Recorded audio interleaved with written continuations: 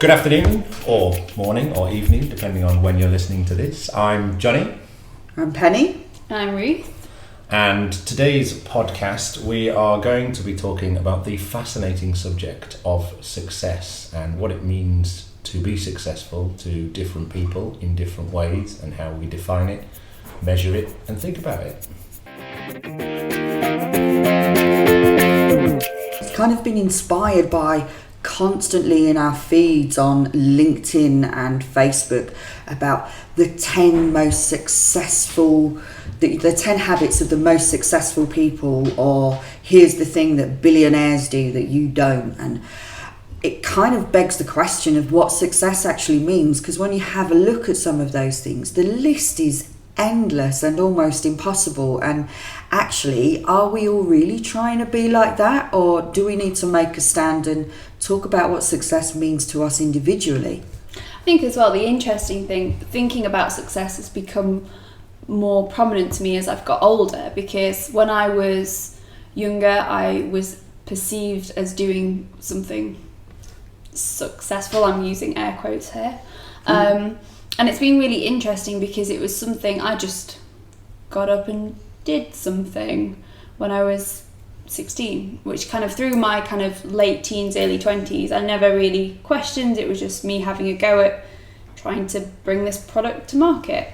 And as I've got older, I've started to have more conversations with people about what success is and what should people be. You know, there's this perceived thing of what success looks like at certain ages and what people should be doing at certain ages and how much people should be worth and if they're seen as successful. And it's just a very interesting concept. And I found that the pressure from the outside world around success has got more the older I've become, which has been very interesting. See, for me, the thing that I've taken away the most about success theories is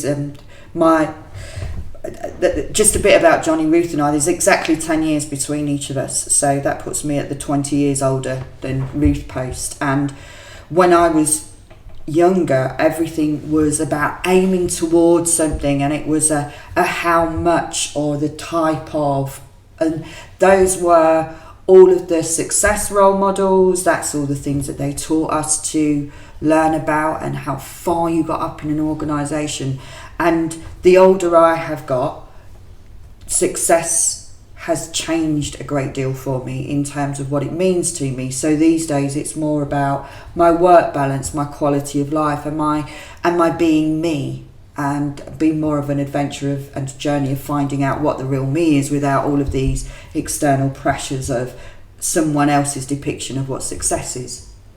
But I think the interesting element of this is that we're actually told one set of things, and the journeys that you've just talked about, which I think we all go on, is that understanding and thinking for yourself because things don't feel right, because what you're told is success.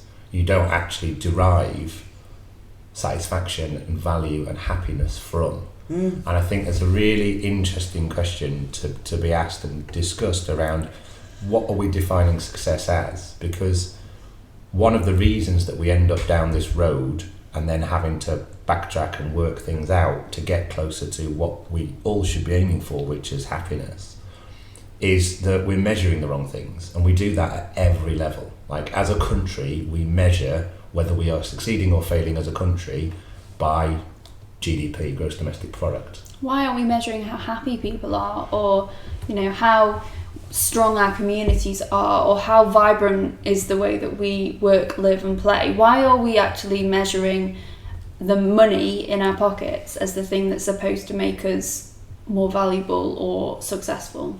Well, this is the interesting thing, isn't it? Because there's actually GNH, which was created by Bhutan, which is gross national happiness, which is a way that they measure whether their population is actually happy or not. And measuring things in terms of money is very, very easy to do because it's this numerical figure, and it's just the same way that we get told. It's very black and white. Yeah, well, it's just the same way we get told about when something's going to be good or has the chance of being good. It's like we are spending X number of pounds or euros or dollars on this. It's not the outcomes. It's not what happens because of it. And we paint this picture and measure things in this certain way that actually has nothing to do with our core happiness that makes us successful as people. And we don't just do it with money, we do it physically. So there's a definition of success of what people should look like, both male and female. And you judge yourself against them, going, right, if I don't look like a supermodel, I'm not successful in my appearance. And we're constantly judging things against what actually doesn't make you happy. So you take the example of a model being photographed for a magazine shoot. A, we all know it's photoshopped to death and doesn't actually exist. And to get that kind of that achievement of kind of skin tautness and shape and defined elements, they have actually gone on ludicrous diets for the week leading up to it and don't consume any liquid or anything like that to get this false illusion. So happiness in that picture as it's portrayed is only achieved through unhappiness. But what we can't take away from that scenario is the fact that there is this model there who, regardless of whether someone's thought that she was worth investing in the time to do the photoshopping, is successful in her own right. And that's because we've been given that we've culturally got this really skewed version of what it is to be successful, and on that seems to be good looking, to have the flawlessness, to pursuit of celebrity, of money, of nice cars, of designer clothes. And it takes quite a while, I think, for people to kind of go, actually, do you know what, I'm more than that. And what I'm really interested particularly to learn from you, Ruth, is if you're still taught, as I was taught, what the definition of success is fundamentally comes to money and career achievement. I think that is true in a lot of extents, but I also think as well it's a weird one, because success, as it's perceived as in a positive thing, and I'm not sure if I'm going to explain this very well because already it's blowing my mind, but when I go into schools and talk, there is almost a need for those role models. There is a need for people to go in there, and it's not about selling perfection or that this person's earned a lot of money or whatever, but actually showing people this is what it's like to have a job, or this is what you could do with your life. So I think it's a really hard fine line to get right, because we want to be showing people what they could achieve out of life, but actually what people are perceiving as successful or perceiving as what they want is not necessarily a positive thing to be achieving out of life. Am I explaining this right? The role models that people are choosing in the media or when you talk to people are not necessarily people who are happy, who have fulfilled lives. When I go into schools, it's really refreshing to speak alongside people who are breaking the norm and doing something exciting, and I get to meet amazing people who are not going down what is perceived as and I'm doing air quotes, normal life path. They're still perceived as successful in some way, for booking the trend maybe, but they themselves are doing something different. They might not have a lot of money, they might be taking risks, and for me, maybe that's just because I perceive them as being successful, but luckily there are more of those people going into schools and talking to people. But I still think if you switch on TV or you go on YouTube or whatever, maybe not YouTube so much, but if you look on adverts, the view of success is having this car or having earn this money or being this position in a company. And I think it's people's perception of what they view as people having made it. There's also really odd lengths though, isn't there, that people go to try to be successful. If you think about like San Francisco, you've got people going to work in startups, earning great money, and they believe they're on their route to starting successful, and they're hopeful that they're going to get some equity or have their own big startup. And what they actually end up doing is downsizing, sleeping in their van in a car park. And are they doing that as a lifestyle choice to be happy? They're not. They're doing it as a lifestyle choice to take them on to the next level as what they perceive success to be. Which do you think they are though? Because I think a lot of the people who do downsize and focus on that startup or doing that thing that seems implausibly impossible, that they certainly can't fund from the start, but they want to get it to a point, that is happiness for them, because getting over that challenge and overcoming that huge impossible mountain and getting to a point of satisfaction when they know they've done it right. They don't then go, I am now successful. What they do is they ante up and start again on an even bigger, more impossible challenge. So I think that working through that, and I suppose it's back to this idea that the journey is more enjoyable than the destination. I think they do derive, not everybody, but I think they do derive happiness from that. I think that's a minority, and because what you've got is then someone has said this is what success looks like, so this is what they're pursuing. So they think that it's being downsizing to achieve that. But when you hear the stories of the people that have achieved, they go, well, what have I achieved? I'm now back being an employee. Yeah, I might have all the money in the world, but I'm now pledging 90% of it to charity. Great. And I've had a quality life. And I'm not saying that they don't. I'm just saying that for the 90%, so not the top 5 and not the bottom 5, the 90%, why are we all running towards this going to the top 5% when there's a lot of honour and integrity and comfort and joy in measuring your success in another way? So for example, the impact that you've made on people in terms of making a difference in people's lives, like the Starfish methodology, or for example, being absolutely brilliant and nailing a blog or a training course rather than being the head of an organisation or a successful founder of my 3rd startup. And I totally agree with that, and I think it's this idea of benchmarking, and you benchmark your own success, and achieving and writing that blog or doing that thing is very, very important, because that can help you decide what feels successful, looks and sounds like success to you, without benchmarking against the other people around you. Because the other people around you, and we do this loads online, they may portray success, and if you compare yourself to other people's lives online, they're probably only posting about the good and positive things that happen in their life, and that's not what their life is about. But the other significant thing is that I think the way we portray successful people, and I'm not talking about celebrities who are famous for being famous, who I despise on all levels. I'm talking about the people that we portray as famous, who are a ludicrously famous musician who has ended up being successful in the respect that they are a millionaire and they do all of these things, but the reality behind the story is they've lived in squalor and they've done it forever, and they've grafted and they've enjoyed every step of the way, because the reality is, no matter how famous they were, they'd still be stood there singing or playing their guitar to an empty room, because it's what they love, it's what they were born to do. See, I think that's a different version, that's a different definition of success, and that's the one that I believe that we should all be sharing the stories of more. If someone's got a talent or something that they really, really want to work with, that they're working with it because they love the music and they want to be the best that they can be. Whereas often, and we meet a lot of entrepreneurs and aspiring entrepreneurs, that they are chasing the success model. They're chasing I want to have the next. And it's not about becoming a master in music. It's not about making a difference in the world. It's getting on to this never-ending, what do you want to call it? I don't. It's maybe a hamster wheel. Of this is what I'm aiming for, without really stopping and going, actually, what really matters most? Because what often happens is when people come out the end, they go, look, I spent all that time at work.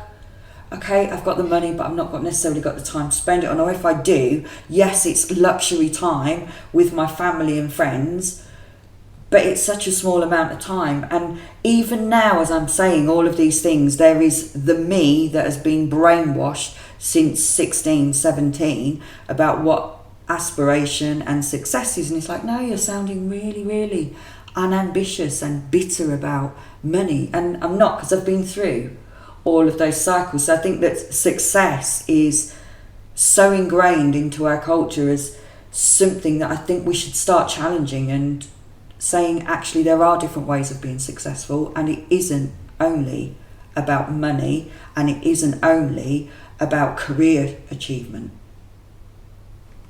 Just putting that out there. Well, very much so, and I suppose you've experienced that in a way that we haven't. No. Because we've had, Ruth and I have had successes in our own right in a certain way, but you've had the corporate career and the six-figure salary and all that horrible term, the finer things in life, which aren't actually ludicrously rare conflict diamonds and skinned animals that are at the point of extinction. For the that record, are stupidly overpriced. The finer things in life are those intangible, can't be bought by money things. But you've had that almost stereotype 80s, 70s, 80s, there is no limit to growth, greed side of what would be called the finer things in life. Yeah, and I think I still see so much of that around. If you think about the news feeds that come in on our LinkedIn and in our Facebook, it's always about, when you dive deeper, the 10 habits of successful people, or the 3 things that every billionaire wishes they had known when they were 16. It's kind of, to me, I think that we're sending people. It's a bit shallow, isn't it? It is. I think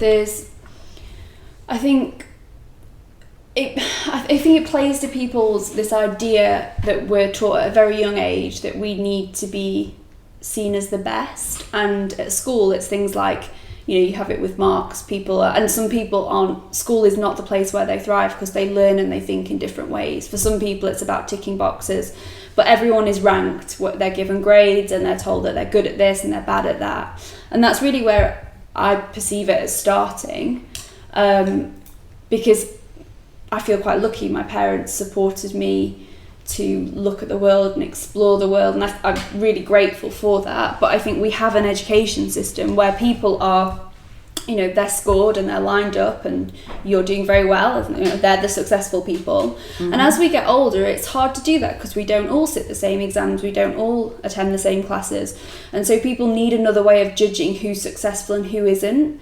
And I think, like Johnny said earlier, it's really hard to judge happiness and the value that people are having on other people's lives. So the easiest way to work out who's the most successful in the room is who's worth the most, who has the most money, who has the most disposable income.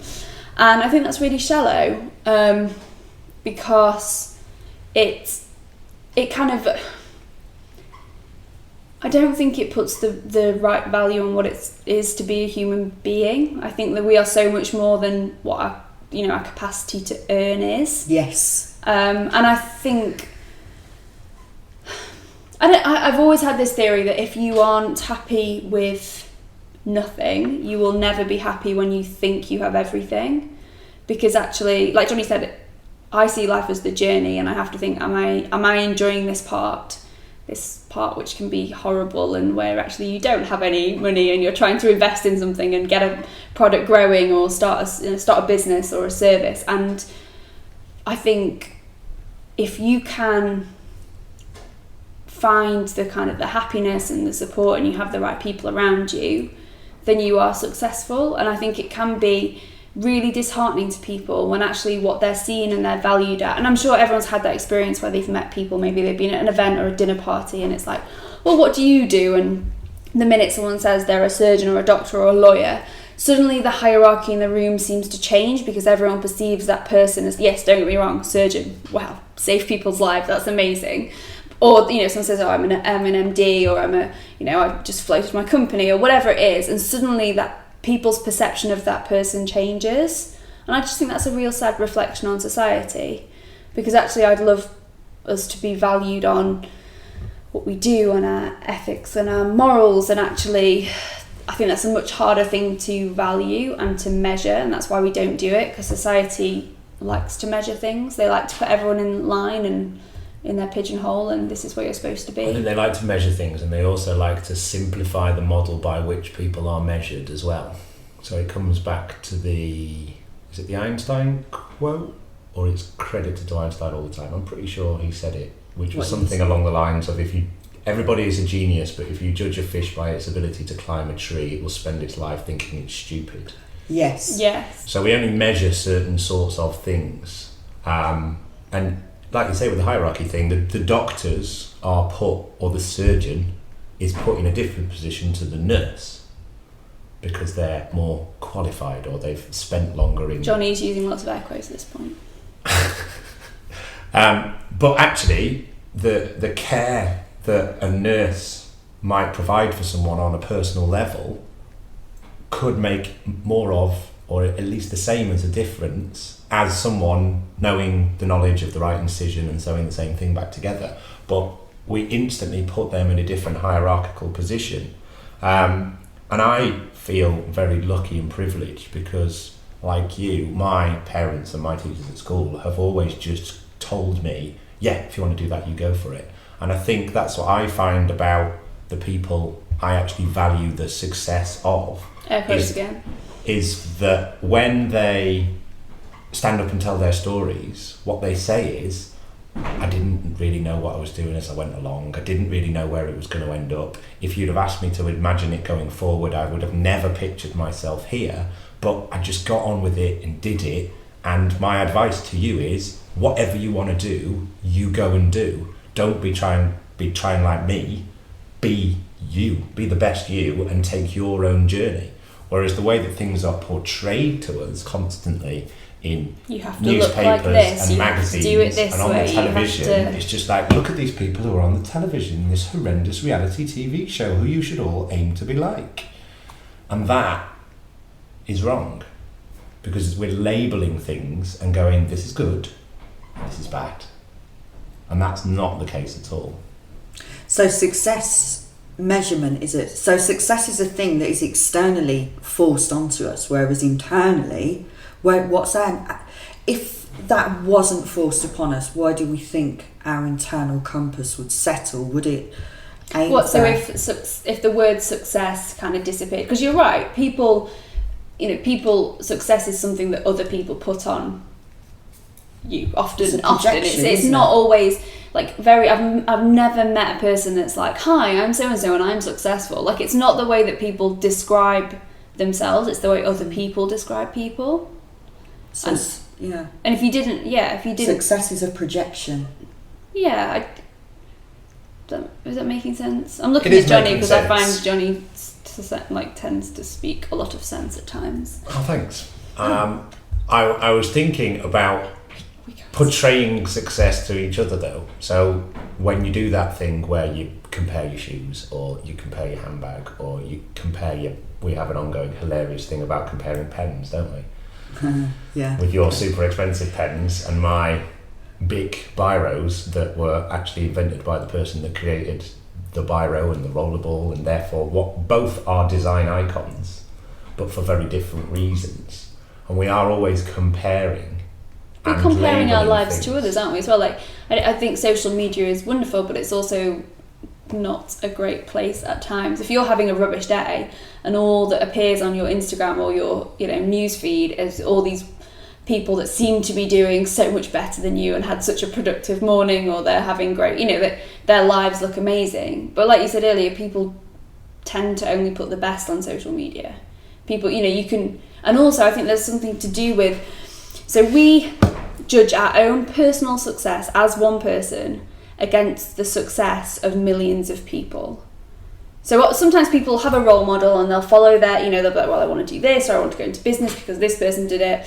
But often we'll look at and we'll compare ourselves to the lots and lots and lots and lots and lots of other people, and we expect that we as one person have all those things that those people... Does that make sense? Like, you look and you say, well, they've got the car and they've got the house and they've got the family and they've got the business and and we compare, and actually they might have the business, but actually they might not have the family, or they're emotionally and mentally they might be a mess. Or do you know what I mean? We sit and we compare ourselves to the best of all these people and expect ourselves as one human being to be equivalent to all these people's positive bits. Yeah, and you don't get to see the negative bits. So I was watching a documentary earlier in the year about the mental health and feelings of isolation that the top 1% get. And the fact is that the further up the monetary scale you get through billionaire to multi-millionaire and beyond, you actually become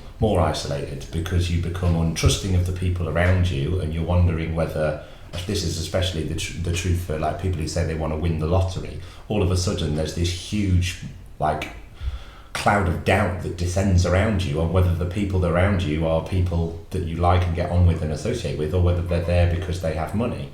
And especially, obviously, we're very lucky in this country that although we have deprivation and a divide between people that have more and people that have less, I mean, in other countries that is horrific. There's the example of the first $1 billion house, isn't there, where they're building a skyscraper for one family, and literally within 200 yards there's the edge of the walled element of the city, and there is favelas or shanty towns beyond. And what you end up doing is living in this gated community with security and armed people going round with you because you need to be separate, because you've got this version of success which just keeps going on and on and on, where you get a bigger house and more stuff, and actually you lose all the personal elements of what you had around you, like connection and love and affection and the ability to just freedom.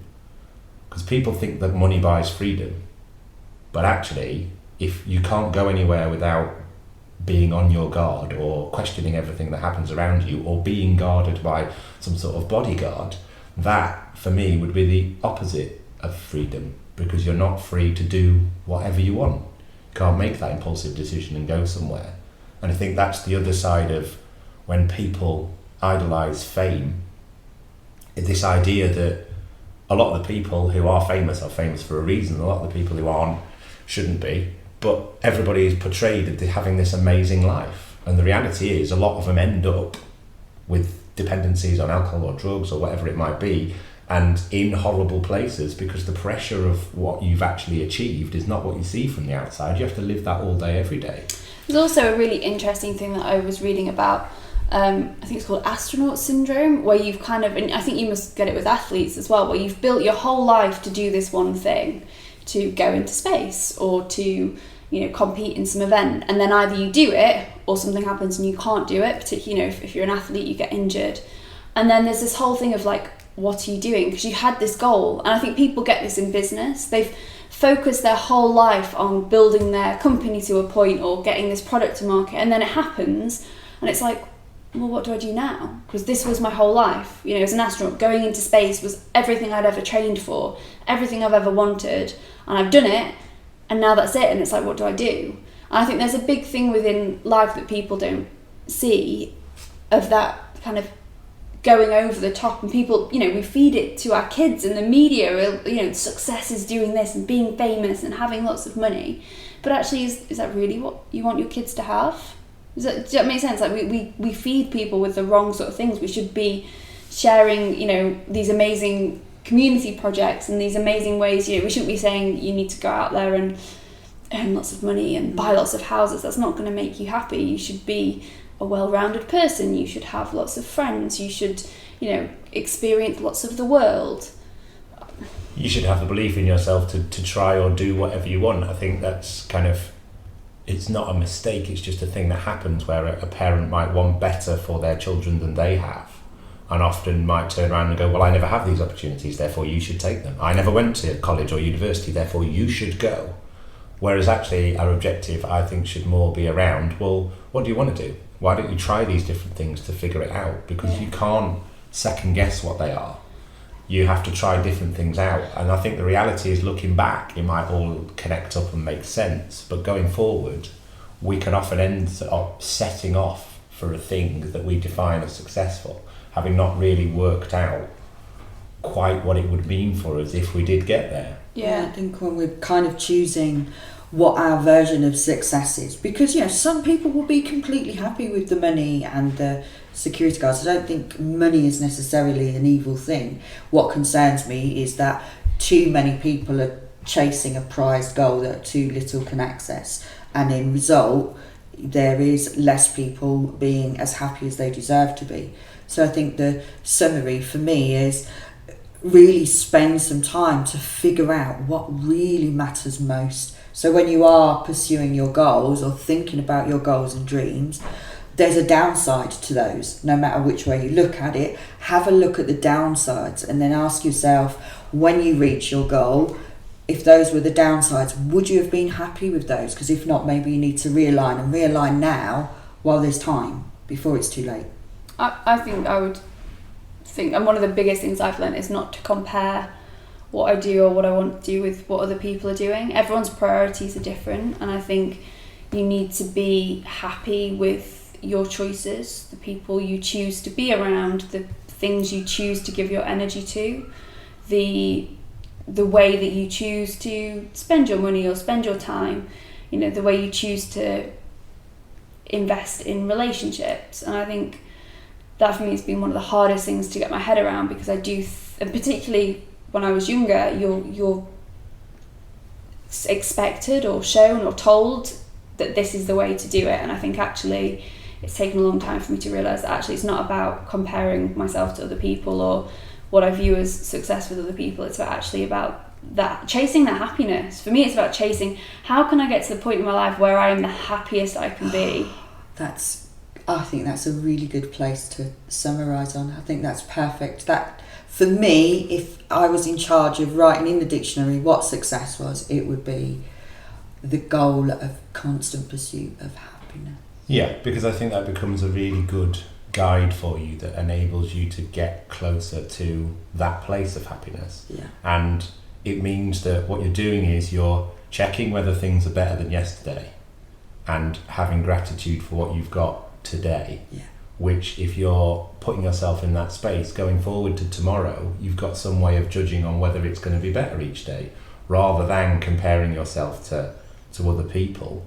And that means that you can go day by day, and it's great to have a goal or a thing that you're aiming for, but you don't need to know everything, and you don't need to know quite what it is in order to continue off down the journey. We all like to go on a walk where we don't really know where we're going or where we're going to get to within not a set amount of time, and that can be really, really great. And the reality is, when it comes to success, the most successful people in the world have done really well in the fact that they've been able to put their talents to their best use.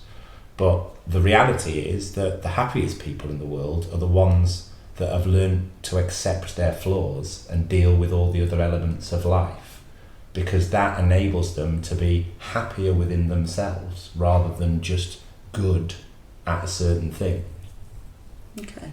So I think the other thing we've discovered then is that success is actually a very, very deep subject that for me culturally is, there is an ingrained expectation, and then there's saying stuff out loud when you're trying to challenge it, that are still at odds with what society determines as success. Yeah. It's really interesting because none of us have said, oh yeah, well, I would feel that I was successful if I was worth X amount or whatever. And I haven't, I've met a handful of people who might say that, but there are lots of people who would not define success as that, and yet we let the media and we let, you know, other places define success as that.